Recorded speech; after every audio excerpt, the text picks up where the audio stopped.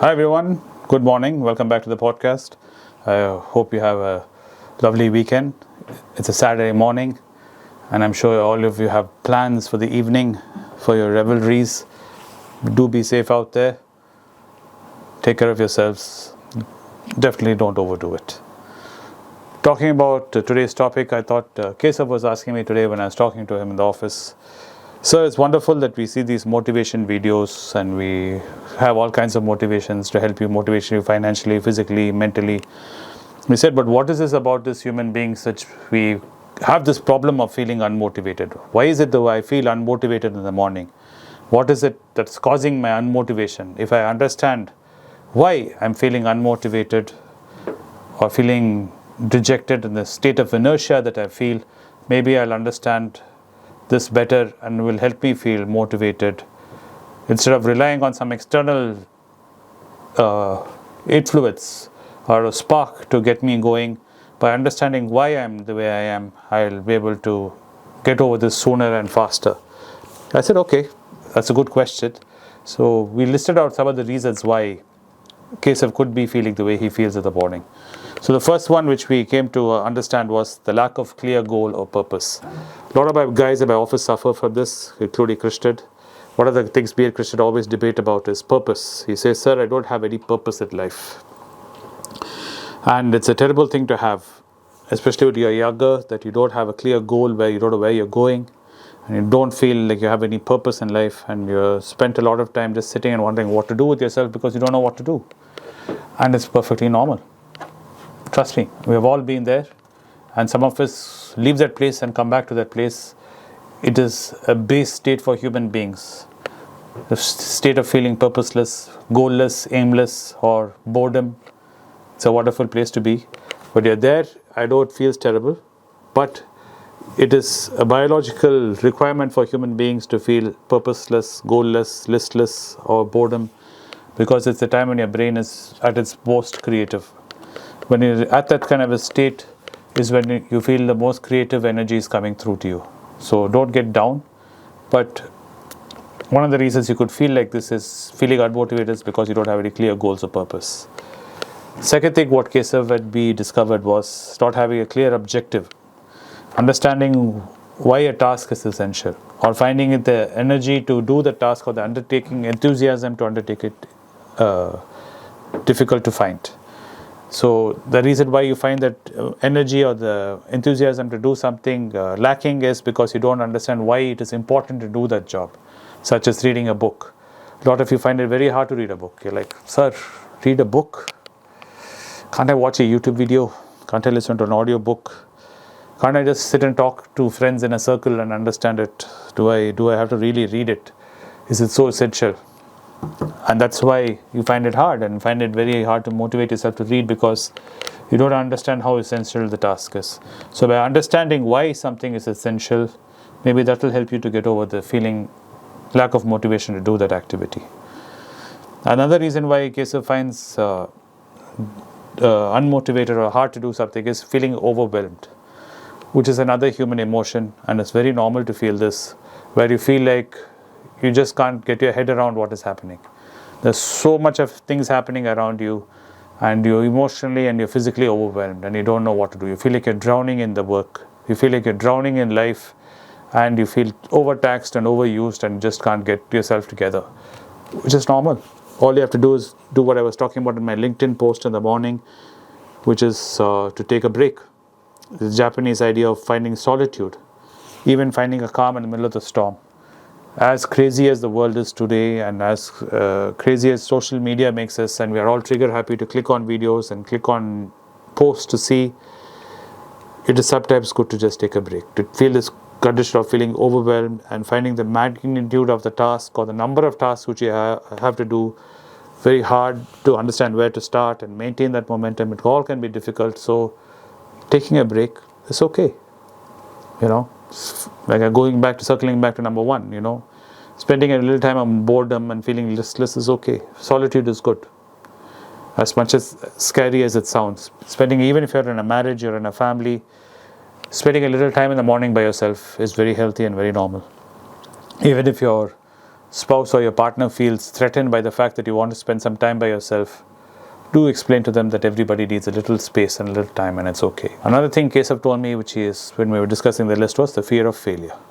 Fear of not meeting expectations, fear of experiencing criticism over what you're doing and paralyzing you from moving or doing anything. And it can diminish whatever momentum you do have, the fear of failure. And it's a tough thing. And that leads us on to the next thing which I added on to Keshav. This was perfectionism. People wanting everything to be perfect. The reason why you're scared of failing is because you want it to be perfect. The reason why you don't do something because it needs to be perfect, so you cannot make sure it's not perfect, so better not do it at all. I had a lot of my friends and people I know who'd even refuse to take an exam because they'll be like, if I take the exam, I might fail. So I might as well do this as an arrear. I've heard this logic from my boys a lot. Why do this and fail? I'll study more and study harder. Instead of attempting and failing this time, I might as well once and for all do it next time and not worry about it this time and not attempt it at all. Which sounds absolutely wackadoodle to me. I'm the kind of guy who will try to take every opportunity you get and try to hit it. If it hits, it hits. If it misses, it misses. But at least you try hitting it. It's okay to fail. All of us fail. All of us don't finish something. We start. It's okay. But at least you try to start. You try to do something with it. It's important to try and do something. Especially when you commit to doing something, try and get your head around it. Try and do it. Instead of running away scared even before trying it. So, this fear of failure and fear of perfectionism are two things that are entwined, and I would strongly encourage you not to look for perfection. There is no such thing as perfect. Even nature is not perfect. That is why life is ever evolving. Everything in this universe is constantly moving and changing and turning. If God or whatever you believe in had created a perfect universe and a perfect world, nothing would change. We'd all just be sitting there looking at each other in perfection. We don't. Even the concept of God keeps changing. So you can look at it in a roundabout way. I know it's sacrilegious to say it. Even God is not perfect. And whatever form of God you think, it's also formlessly changing all the time. The other reason why Keshav says he feels motivated some days and are not motivated on other days is because of mental and physical fatigue. Sometimes they're just physically tired. You might be recovering from a cold or a viral flu.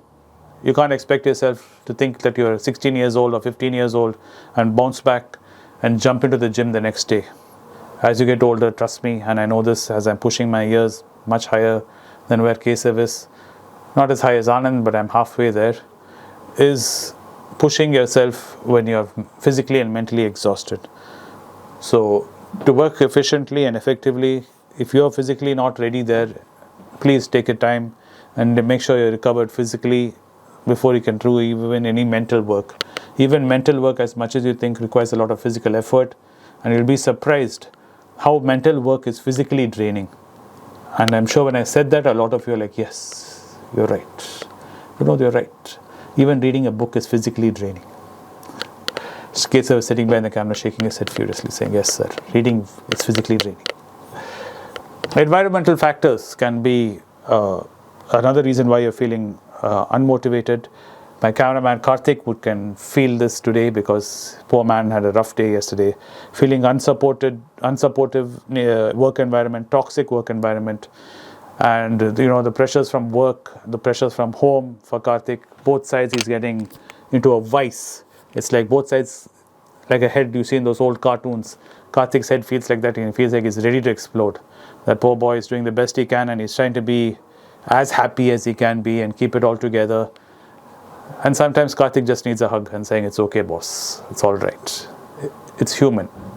You're a human, I'm a human. The whole process is run by humans. So failure is built into the system which we work. And it's okay, some days videos don't go up on time. Some days we don't get home on time. And it's okay. And it's all right. Don't be hard on yourself, is what I keep telling Karthik all the time. This ties into the next one, which applies to Karthik also, is the feeling of lack of control. What you can do is make yourself feel like you're losing control, because you have this false notion that you're in control. Believe it or not, you're not on control of anything in life. You're not even on control of your mind. As you're listening to my voice, as I'm talking about this video, thoughts are generating in your mind. You can't even control that. So when you can't even control that, you having this false sense that you can control things in your life, control things externally, you can't. And that false sense of control which you think you have leads to failure, because you have set yourself expectations and those expectations are not met, and then that becomes a negative feedback loop, and you feel unmotivated and you feel dejected, saying, what's the point? You put up your hands. Here I am trying to control all this, and people don't understand how difficult it is to control. So that kind of a feeling is very normal, and it's not unusual to feel that, and that's one of the reasons why you can feel very unmotivated into doing anything. And as I was talking about physical challenges, when you can't physically exert yourself, the other side is mental challenges. You could be going through depression, anxiety, or other mental health challenges which play a significant role in your motivation. So do acknowledge that. And it's a great thing seeing in Indian society nowadays, from the time when I was a child. When I was a child, talking about depression, anxiety, or any mental issue was considered taboo. Everyone swept it under the rug. Everyone just said you get a stiff upper lip because the British masters taught us this. Of course, before the British came, mental anxiety and depression was a very key thing in Indian society. We used to deal with it. You can see it in our religion and our spiritual texts. But as soon as the British came and they took us for 300 years, they made sure that it was all wiped, it was clean, and we were just made in carbon copy of them, and we had stiff upper lips. So we had a generation of my grandfathers and fathers who always would sweep it all under the rug and say, be a man, stiffen up, stand straight, which is all rubbish. There's no such thing as that.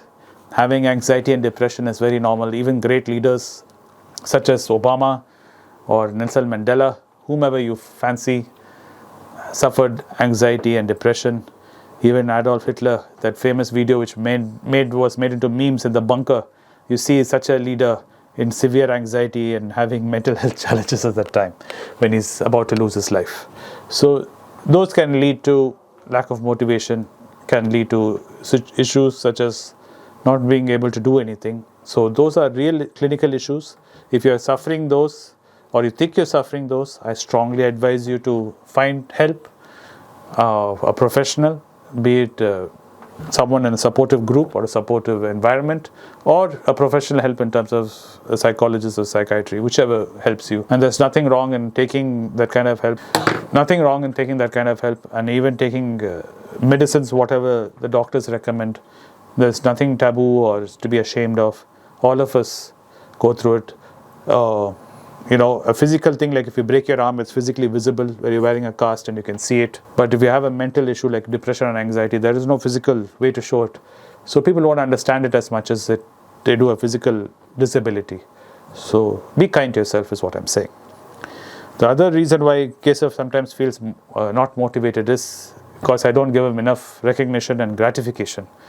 If I don't tell Kesav, good job, Kesav, amazing, and give him a pat on the back, he feels a little crestfallen. He's like, sir, here I am and I delivered today. See what I've done. See the ball I hit for a 6.